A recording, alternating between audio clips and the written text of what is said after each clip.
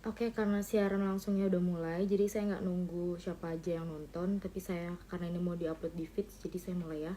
Assalamualaikum, nama saya Ratu Kori. Di sini saya mau meluruskan apa yang sudah saya upload sebelumnya. Jadi biar gak ada kesalahpahaman atau bagaimana. Pertama-tama saya benar-benar meminta maaf kepada keluarga besar suami saya, terutama suami saya. Dan saya juga meminta maaf kepada keluarga besar saya pribadi serta teman-teman yang sudah melihat video ini, siaran langsung ini, atau terlibat dalam kasus ini. Jadi yang seperti kalian tahu, saya adalah penderita gangguan mental sejak tahun 2023. Pada saat itu saya berdomisili di Sumatera Utara. Nah, ketika itu saya memang sudah berhijrah, namun memang ada permasalahan keluarga dengan suami saya. Jadi yang namanya perempuan dan memiliki gangguan mental, saya di situ melihat-lihat ceramah di sosial media. Kemudian saya melihat ceramah yang bersangkutan, yaitu HRA. Kalian bisa tahu siapa beliau gitu. Jadi beberapa ceramah itu sudah saya lihat, kemudian saya tertarik terhadap ceramahnya yang namanya saya sebagai jemaah. Saya itu memberi salam di Instagram gitu kan. Saya memberi salam kepada beliau, Assalamualaikum, dan kemudian beliau balas dengan sangat baik. Singkatnya, kami di situ sudah berbincang-bincang mengenai bagaimana cara menjadi seorang istri dan ibu yang baik. Karena saya pada saat itu benar-benar ingin mendapatkan siraman rohani, karena kondisinya benar-benar saya drop mental, saya kurang kasih sayang suami gitu. Jadi saya benar-benar membutuhkan siraman rohani gitu, benar-benar dari agama gitu. Pada kesempatan itu kami berbincang, HRA pun, beliau pun tahu saya sudah memiliki seorang suami, dan beliau bilang kapan-kapan boleh bertemu sama suaminya juga, tapi itu hanya rencana saja.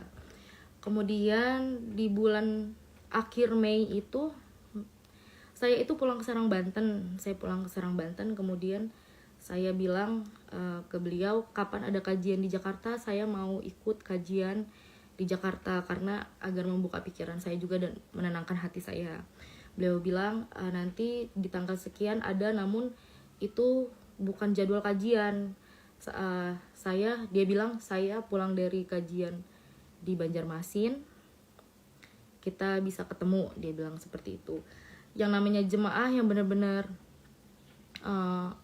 mengagumi ya, saya karena ada waktu ya saya menyempatkan diri untuk bersilaturahmi gitu kan. Nah, sebelumnya saya juga memberitahu kepada teman-teman bahwasanya Habib itu tidak memfollow saya, tapi selalu men-stalk Instagram saya gitu. Jadi saya bikin story, beliau selalu melihat gitu. Saya bikin story, selalu melihat gitu kan. Jadi memang beliau juga mungkin maksudnya menganggap saya gitu, memang menghargai saya gitu kan.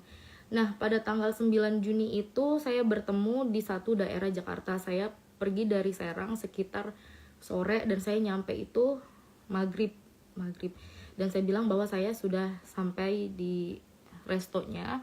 Beliau bilang, ini saya tegaskan, saya luruskan bahwa saya itu pertama kali ketemu beliau itu bukan di kamar hotel. Jadi saya itu ketemunya di restoran. Jadi restorannya itu berada di satu hotel gitu loh. Terus saya berbincang-bincang, saya pikir itu saya bertemunya itu dengan banyak kawan-kawan beliau gitu. Ternyata beliau sendiri, saya pun sendiri gitu kan. Di situ pun kami berbincang-bincang, di situ banyak orang yang melihat juga bahwa kami ngobrol tidak ada penyimpangan sama sekali. Beliau duduknya benar-benar jaraknya jauh dengan saya, dan situ ada saksinya, pelayan restorannya gitu kan. Sebentar ya teman-teman, saya nggak bacain komentarnya dulu. Nah, kemudian kami berbincang-bincang selama 2 jam. Beliau itu lebih menceritakan tentang dirinya gitu kan, dari nol dia sebelum berkarir sampai di detik saat itu gitu kan. Jadi saya juga banyak mendengarkan kisah-kisah beliau. Saya merasa tertarik juga, saya juga merasa bangga gitu terhadap cerita beliau sampai akhirnya menjadi di titik seperti itu. Kemudian setelah berbincang selama 2 jam itu, Habib menanya kepada saya mau pulang kemana. Kebetulan kan saya dari Serang, Banten, dan saya bilang saya rencana mau tidur di Keramat Jati tempat kawan saya namanya Milea. Saya bilang seperti itu. Terus beliau bilang nggak usah pulang, nggak usah ke tempat teman kamu atau pulang ke Serang, kasihan jauh, istirahat aja biar saya bukakan kamar di sini. Saya namanya baru baru kenal juga, terus dia adalah seorang Habib. Saya demi Allah saya nggak mau merepotkan beliau. Saya di situ ada sempat penolakan, tidak usah, terima kasih Bib, saya bilang kayak gitu kan. Saya tidur di tempat teman aja, saya juga nggak bawa pakaian ganti, paling nanti minjem baju ke teman saya bilang gitu. Terus beliau bilang nggak apa-apa, nanti saya bukakan kamar barunya. Ya beliau ngomong gitu, saya juga nggak menolak gitu kan, karena memang perjalanan apa sih ini Kak, bukan apa-apa, keluar aja. Abis itu saya ya yang namanya ditawarin kamar, terus ya udah saya gitu kan. Nah akhirnya beliau kasih akses kamarnya itu kepada saya pikir saya terima. Saya pikir kamar itu adalah hak untuk saya pribadi karena beliau sudah ngasih ke saya.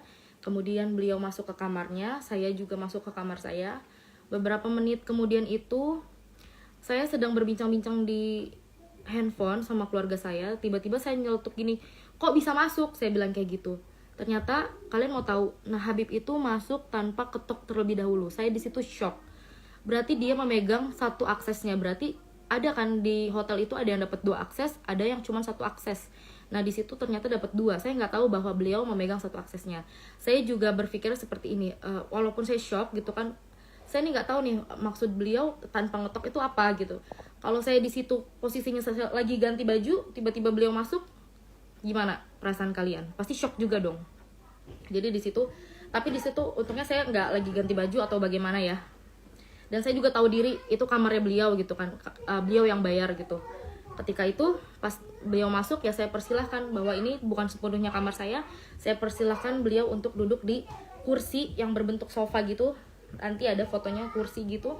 Beliau duduk di situ, saya duduk di kasur. Saya juga benar-benar menjaga jarak.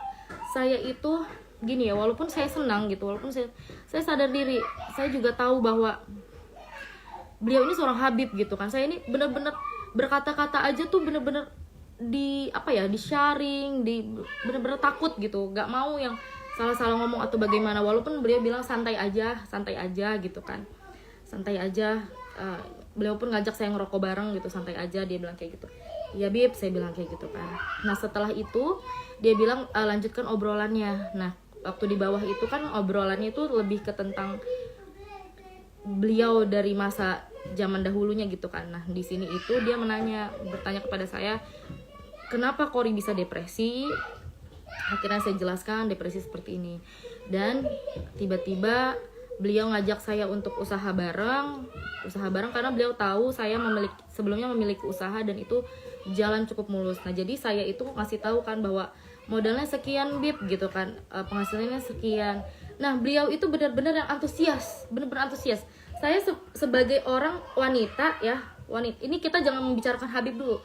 Seorang wanita, ada orang baru kenal, tapi orang itunya yang antusias kan, kita masih bingung ya, apa ini orang benar gitu kan, apa iya ini orang benar gitu loh. Tapi kan saya juga nggak berpikiran, oh ini nih Habib pasti benar, nggak mungkin terpeleset omongan dia itu, nggak mungkin ada pembohongan dusta keluar dari mulut itu, nggak mungkin gitu. Jadi saya mendengarkan dia. Beberapa kali dia minjem handphone saya untuk mengkalkulasikan gimana itu nanti modalnya itu, dan dia itu bener-bener, kalian tahu nggak, yang antusias banget. Kori, kamu harus buktikan kalau kamu bisa, dia bilang kayak gitu. Jangan stres lagi, kita usaha. Jadi dia tuh tidak ngasih modal cuma-cuma, tapi dia bilang kita usaha bagi hasil begitu. Jadi kan saya juga ya sudah Bib, oke baik gitu kan. Saya juga nggak mungkin saya nggak ada berpikiran macam-macam gitu. Demi Allah nggak ada pikiran macam-macam. Kalau saya mau berpikiran macam-macam, saya di situ udah foto-foto beliau gitu kan. Saya video-video yang saya story-storyin, saya nggak ada. Saya di situ bener-bener dari Serang Banten ke Jakarta itu pure mau sharing tentang agama, tentang apapun itu yang saya mau pertanyakan, karena saya itu bener-bener manusia yang depresinya parah, depresi akut. Saya sampai minum obat penenang yang dosisnya besar. Jadi sekali lagi saya tidak ada niat apapun. kepada Habib, saya juga berpikir bahwa dia adalah seseorang yang baik. Setelah beberapa menit ngobrol itu ya, Habib menawarkan untuk gini, apa kamu gak mau peluk saya? Saya bingung gini. Enggak Bib, makasih, saya risih, saya bilang kayak gitu. Enggak apa-apa, mumpung kita lagi ketemu, dia bilang kayak gitu kan. Akhirnya terjadi dipeluk, terus saya dicium keningnya, abis itu saya direbahkan. Sebenarnya gini ya, saya tuh nggak mau menceritakan detailnya, karena itu kalau misalkan dibutuhkan untuk suatu saat nanti dibutuhkan untuk di proses hukum atau bagaimana, baru saya ceritakan. Jadi kalau untuk dikonsumsi publik ini, saya nggak mau menceritakan detailnya. Yang pasti terjadilah gitu. Saya juga sudah 3 kali penolakan. Saya bilang penolakannya dalam bentuk seperti ini ya. Saya bilang kan saya risih, tidak mau, jangan sampai gitu. Saya bertanya seperti ini. Apakah Habib sering seperti ini kepada cewek-cewek yang lainnya? Saya bilang seperti itu. Itu dasar penolakan saya ya. Secara bukan saya bilang jangan Habib, jangan, nggak mau. Memang mungkin salah saya di situ, saya nggak langsung memberontak atau bagaimana, tapi saya ini masih menjaga dia tuh seorang Habib. Saya tuh pengen menolak juga secara halus gitu ya, gitu.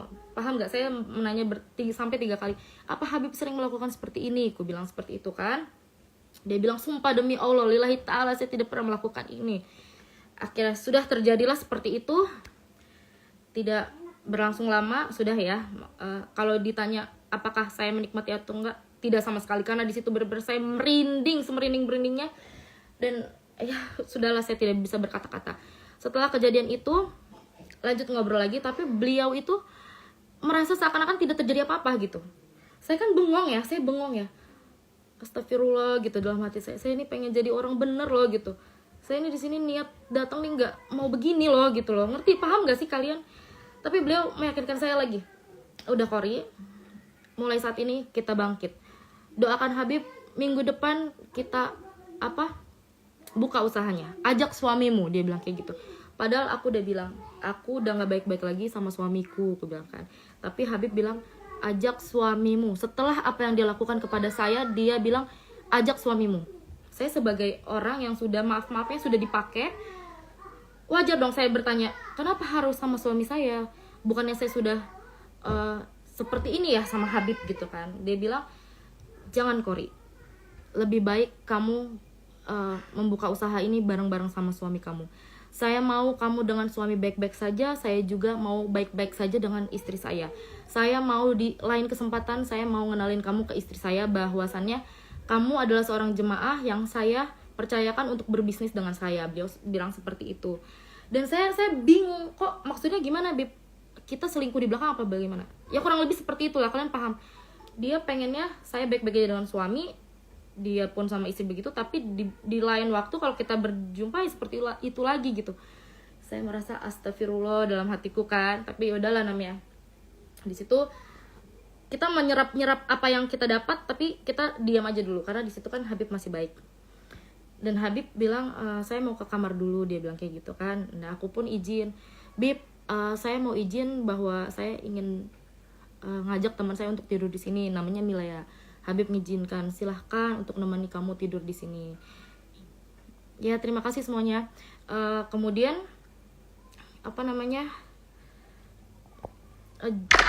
sekitar setengah jam kemudian datanglah Milea dan saya ajak ke kamarnya. Ketika Habib tahu yang tadinya bolak-balik masuk ke kamar saya tinggal buka aja karena dia memegang aksesnya, ketika beliau tahu saya di kamar ada teman saya, kemudian dia langsung ketok. Saya bukakan. Beliau sempat ketemu teman saya dan berbincang-bincang juga sama teman saya, basa-basi gitu, namanya siapa? Milea gitu kata temanku kan. Kerjanya gimana, di mana gitu-gitu. Iya, Milea nanti ikut aja sama Kori. Nanti Habib mau modalin Kori, Milea bisa ikut sama Kori, bisa usaha, karena di situ maafnya Milea ya. Milea juga posisinya memang janda gitu kan. Jadi Habib pun kayaknya mensupport untuk itu gitu kan. Nah, setelah itu beliau berpamitan untuk pulang balik lagi ke kamarnya. Malam itu beliau pulang ke Kuningan dan saya juga mempersilahkan. Jadi malam itu sudah selesai gitu, Nah setelah itu besoknya demi Allah Rasulullah saya merasa bersalah. Saya langsung chat suami saya bilang, ya kita berpisah aja. Kenapa saya bilang berpisah aja? Karena saya udah dilecehkan. Saya tuh udah walaupun saya nauzubillah midaliknya ya, walaupun saya yang mau, berarti saya sudah melukai hati suami saya dong gitu ya, menduakan dia. Jadi saya di situ demi Allah masih ada buktinya. Di esokan harinya saya minta ditalak di hari itu juga ditalak oleh suami saya. Tapi suami saya belum tahu bahwasannya saya diperlakukan seperti itu gitu kan. Esokan harinya Habib masih ngechat saya gitu. Dia pun selalu ngomongnya gini loh. Saya kan selalu pengen tahu kabar beliau gitu, tapi beliau responnya, Kori doakan saja minggu depan semoga cair gitu-gitu. Jadi beliau itu lebih ke menenangkan saya untuk kita usahanya jadi nih, doakan Habib gitu. Padahal saya itu nggak ke situ arahnya gitu loh. Saya nggak ke situ. Saya tuh minta pertanggungjawaban. Saya hancur loh sama suami saya gitu. Saya sekarang jadi janda loh gitu. Terus ya dia sama istrinya baik-baik aja gitu kan. Terus akhirnya udah nih ceritanya beliau juga di sini ada nanya kayak, Kori where are you gitu kan, mungkin dia mau ketemu lagi dengan saya gitu kan. Ada yang ngechat aku tuh di tanggal 22 Juni, Assalamualaikum Kori where are you, di sini kan. Aku bilang aku baru pulang sampai Serang. Aku bilang Habib di Jakarta. Dia bilang Habib di Bekasi, ini sore juga balik ke Kuningan. Dan dia ada nelpon 11.04 berakhir 11.06, 2 menit itu dia bilang lagi, Kori doakan Habib usahanya semoga bisa langsung dibuka. Dia bilang kayak gitu kan. Dia selalu bilang usaha. Yang mana saya itu benar-benar enggak mengharapkan itu gitu. Saya enggak mengharapkan itu. Saya cuman, ya Allah, ini kehidupan gue selanjutnya bagaimana ini, ya Allah gitu loh. Paham gak sih guys? Di tanggal 25 Juni dia bilang, Assalamualaikum Kori, Habib boleh minta nomor rekeningnya. Insya Allah pulang dari Banjarmasin udah boleh mulai, insya Allah doain aja ya. Tuh lagi-lagi untuk usaha, ya udah gitu kan. Bahwa kalau dia memang ada niat untuk bertanggung jawab, ibaratnya gini, saya sudah menjandakan seorang perempuan, saya akan bertanggung jawab untuk kasih modal. Mungkin itu tanggung jawab dia, sebisa dia seperti itu gitu kan ya. Terus akhirnya di tanggal 30 Juni dia minta saya untuk, Kori minta nomor HP-nya boleh. Yang sebelumnya itu memang kita tidak pernah chattingan di, maafnya, WA, di Line, di yang lain sebagainya, hanya di Instagram gitu kan. Tapi beliau tidak ngechat saya sama sekali. Singkat cerita, suami saya tahu kejadian kebenarannya seperti apa. Suami saya langsung terbang ke Jakarta dari Medan, ninggalin usahanya. Tuh usaha dia ditinggalin. Gak ada ya, demi Allah gak ada suami yang rela istrinya digituin. Coba kalau misalkan ada kalian di sini, para laki-laki yang rela istrinya digituin, hebat kalian. Ini suami saya juga menahan-nahan. Suami saya sudah melayangkan somasi kepada pihak yang terkait. Lalu balasannya yaitu adalah fitnah, katanya fitnah gitu kan, bahwa dalil-dalil tersebut fitnah. Sekarang saya bilang ke kalian lagi, demi Allah Rasulullah, mau kita sumpah apapun, dimanapun, dengan siapapun, saya berani bersumpah, asalkan sama beliau. Untuk apa saya menjelek-jelekan diri saya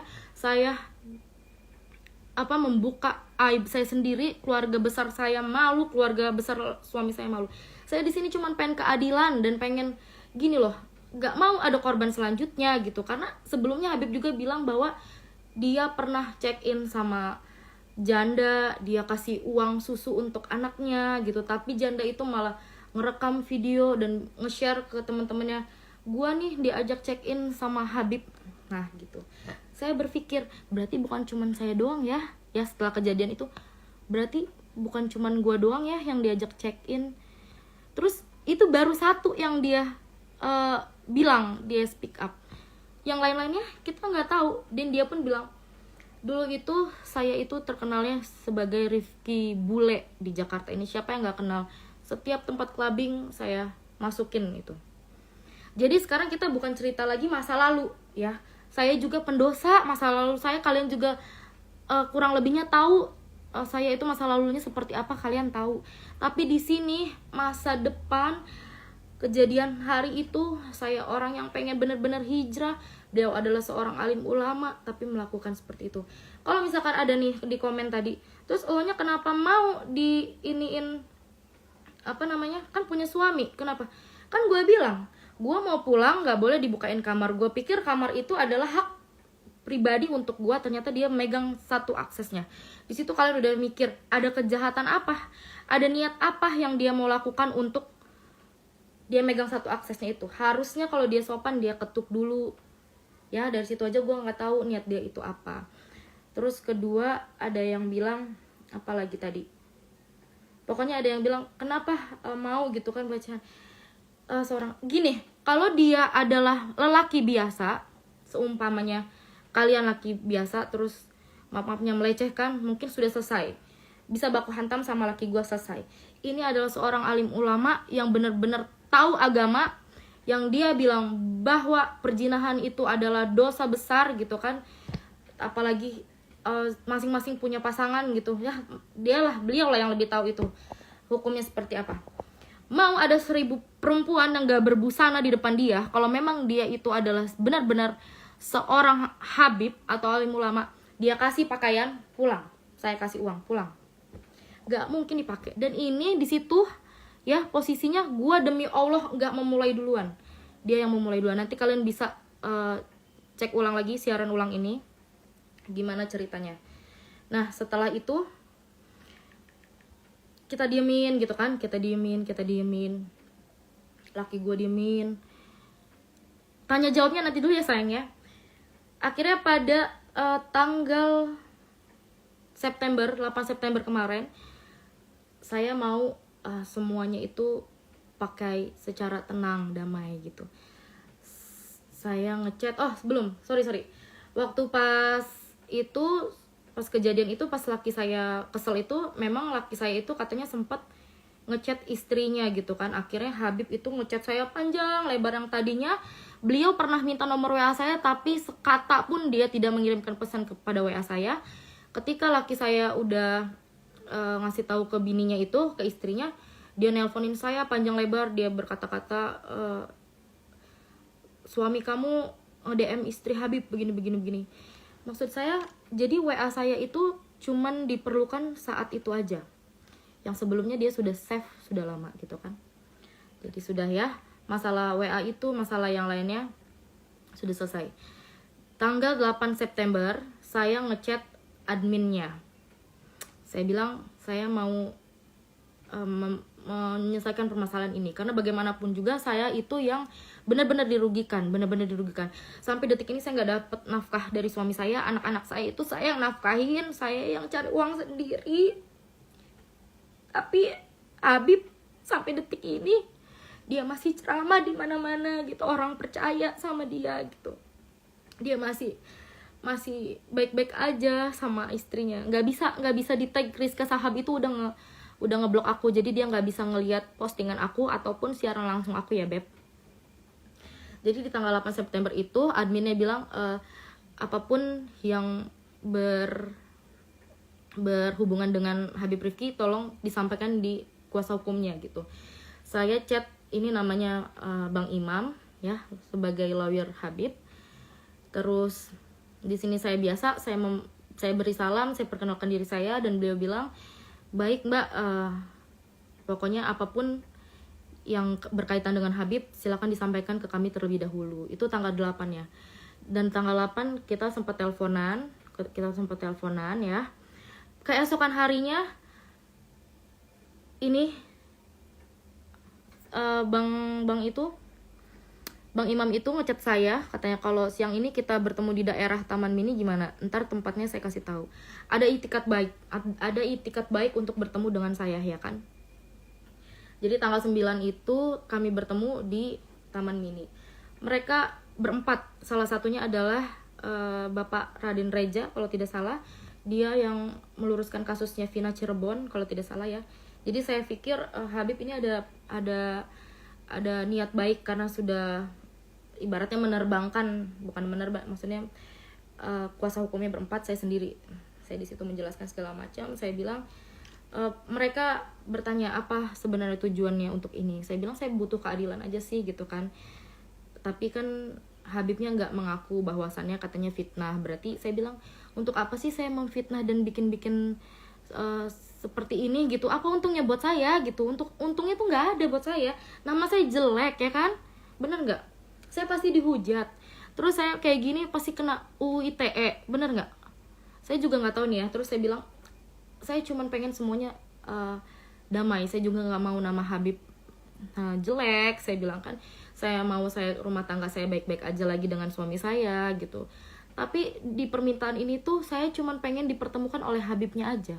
Pertemukan Habib dengan suami saya, udah itu aja. Poin-poin selanjutnya entah bagaimana nanti setelah poin 1 itu terlaksanakan dulu. Pihak mereka mengiyakan, ya.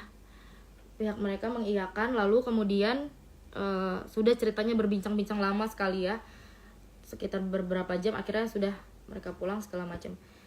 Akhirnya kan saya juga butuh kepastian nih. Saya nggak mau ketemu pengacaranya cuma gitu aja. Buat apa? Sia-sia dong. Mulut gue sia-sia dong ngomong kayak gini. Ngapain gitu kan? Akhirnya aku nanya lagi nih, gimana kejelasannya segala macam. Ternyata tetap digantung. Dia bilang, nanti saya sampaikan kepada Habib gimana gini. Buat apa sih kalau gitu datengin 4 pengacara itu buat apa kalau ujung-ujungnya sama aja? Terus di sini juga saya udah bilang kok, saya ini sebelum speak up ini saya udah bilang, ya saya udah bilang, saya tegaskan lagi, ini bukan ancaman tapi ini penawaran.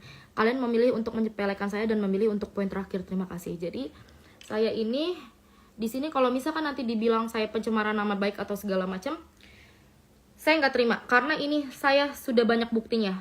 Saya udah bilang, saya penawaran secara baik-baik aja, ayo ditemuin gimana. Sekarang jangan ngebahas sebagai Habib deh, sebagai laki sama laki, ketemu aja dulu gitu. Lu ibaratnya di situ, lu minta maaf, lu ngakuin lu minta maaf nih, ya. Abis itu lu mau berantem kayak di situ terserah gitu. Yang penting lu udah mengakui bahwa lu tuh salah. Tapi di situ dia malah bilang bahwa itu adalah fitnah. Wey, ngapain gue fitnah-fitnah? Oke? Jadi terakhir ini itu, makanya gue speak up itu karena dari pihak merekanya benar-benar udah nggak mau lagi gitu ya. Jadi gue itu nggak mau ngomong kayak gini, nggak mau ada korban selanjutnya lagi. Gue bukan cuman HRA aja ya, mungkin ada banyak oknum-oknum berkedok agama yang melakukan ini. Karena gue juga udah tahu dulu tuh ya, mungkin Habib yang besar itu ya, entah gue nggak mau nyebut nama, pernah bermasalah seperti ini lagi. Ternyata ini adalah ini menimpa ke gue pribadi gitu. Jadi gue ngerasa jangan sampai ada yang kayak gue, apalagi yang sebelum-sebelumnya itu mungkin mereka nggak berani speak up karena mereka lemah segala macam. Kalau gue tidak, gue mau menegakkan kebenaran. Terus ada juga yang ngomong, emang nggak takut ya UU ITE? Enggak takut, gue lebih takut sama siksa api neraka di sana ya, di akhirat nanti. Karena gue tahu kebusukan seorang alim ulama bagaimana, tapi gue gue malah diem aja gitu, gak speak up apa-apa. Udah sih, intinya gitu aja. Jadi kejadiannya itu memang begitu cepat. Pertama, beliau itu tidak mau mengakui bahwasannya beliau sudah begitu kepada saya gitu kan. Terus janji-janji beliau juga sirna. Terus, Kak maaf ketinggalan, emang ketemu di hotel Habib yang ngajak? Apa emang kakak minta pengobatan gitu, ngajak mediasi di hotel? Enggak ada, lu dengerin siaran langsung gue. Makanya ini mau gue taruh kan, mending aku Habib dibanding aku Nabi. Bukan alim ulama, dia dukun kelamin. Yang nggak tahu terserah kalian. Yang penting itu gua sudah menjelaskan sedetail-detailnya, sejujur-jujurnya. Tapi ada beberapa hal yang memang gua tidak sampaikan karena itu adalah privacy dalam arti ketika nanti akan dibutuhkan untuk di pengadilan atau di urusan hukum nanti baru gua jelaskan gitu kan, apa aja, bagaimana ciri-cirinya dia, bagaimana kejadiannya itu detailnya seperti apa, itu akan dijelaskan. Itu biarkan, itu adalah urusan saya dengan nanti selanjutnya ya. Lebih hebat Abah Otong daripada Habib itu. Guys, sorry, terima kasih. Aku nggak baca semua, emang nggak aku baca ya, banyak banget. Terima kasih. Tapi di sini kan banyak yang nge-tag Instagram istrinya. Dia sudah ngeblok aku, jadi dia nggak bisa ngakses Instagram aku juga. Jadi yang mau share siaran langsung ini boleh. Terima kasih. Terima kasih banyak turut bersimpati dengan masalah menurut. Terima kasih banyak teman-teman yang udah support. Intinya aku minta keadilan dan jangan sampai ada korban selanjutnya, entah Habib-Habib yang lain atau memang Habib ya dia sendiri gitu. Saya tidak mau ada korban selanjutnya. Jadi terima kasih banyak teman-teman. Mohon doanya dan bantu support sampai kita bisa membuktikan bahwa keadilan itu harus benar-benar ditegakkan. Kalau dia kasih pasal UU ITE, kamu kasih pasal juga pelecehan pembohongan. Siap. Terima kasih teman-teman. Intinya yang mau denger dari awal, Kori simpan di Instagram. Terima kasih. Assalamualaikum warahmatullahi wabarakatuh.